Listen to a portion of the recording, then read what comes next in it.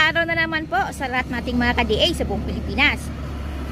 So ngayong araw po mayroon na naman po tayong i-release na unit. I-review lang po natin ng konti.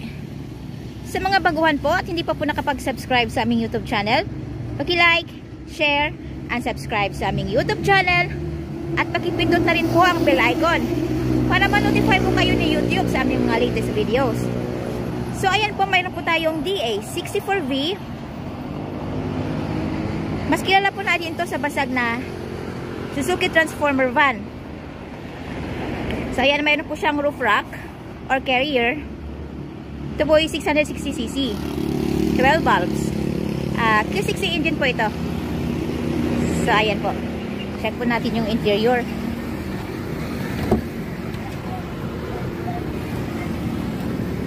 Ayan. So ito po ay with brand new upholstery, brand new ceiling, syempre yung ating malinis na converted dashboard. Ayan, start po natin. Ayan. So ito po yung may LCD touchscreen at saka backing camera.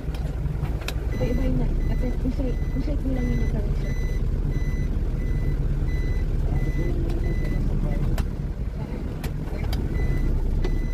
Ayan.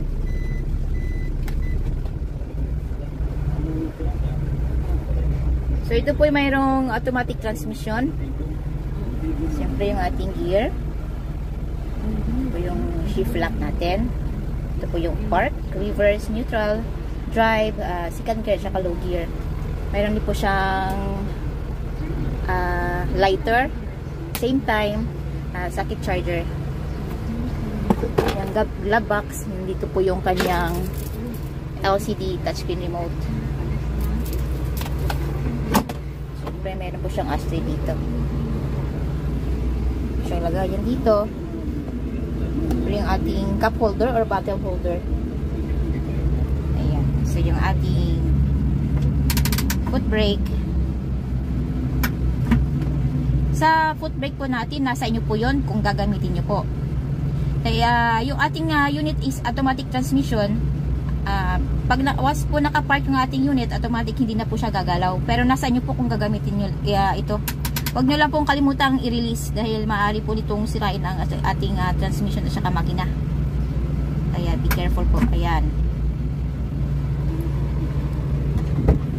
Nandito po yung kanyang headlight adjustment.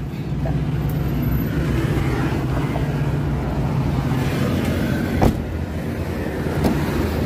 Yung kanyang second row.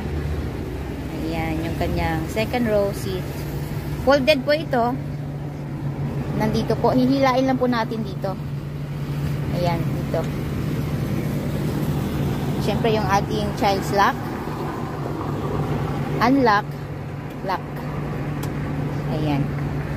So nandito po yung ating jack at saka wrench.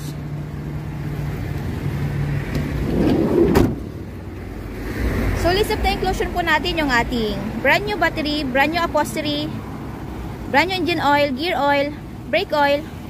Bago din po ang spark plugs nito. At syempre kasama po sa list of inclusion natin yung ating free spare tire, jack at saka wrench.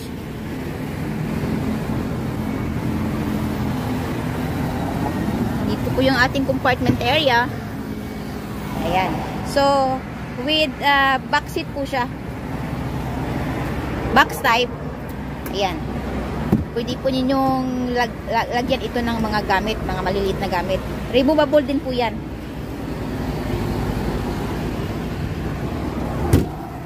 Yung ating spare tire andito po sa baba.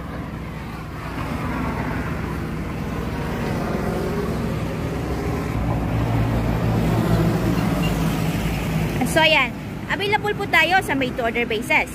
We require as low as 25,000 pesos na down payment para po masimulan namin ang inyong mga unit.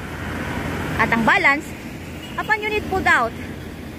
Upon unit pulled out po, kasama na po dun yung ating steel plate number, original OR and CR, which is directly under buyer's name as first owner sa Pilipinas.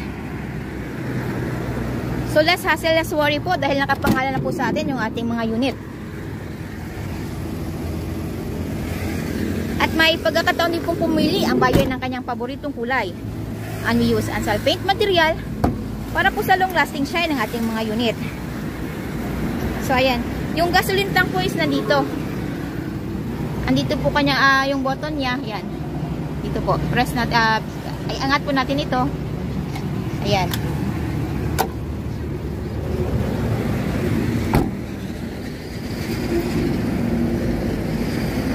And we do shipping din po nationwide.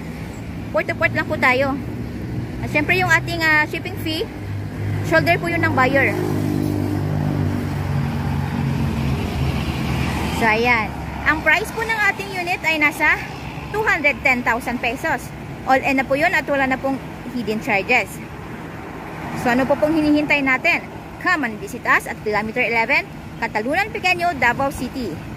At maaari din po nyo kaming kontakin to our Facebook page, Raihan Megdidosa Trading, at R&R Surplus Multicaps and Trucks.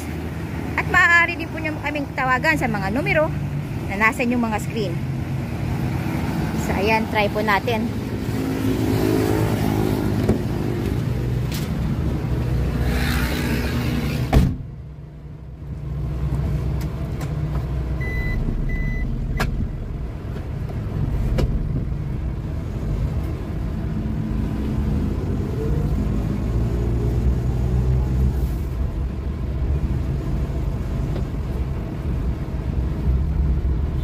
So, ulitin ko po, please like, share, and subscribe sa aming YouTube channel, Multicab TV.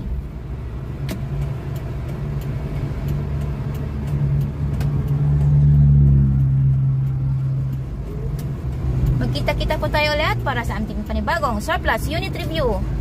From the same place, same channel. So, stay tuned lang po tayo. Maraming salamat po. Ingat po tayo lagi.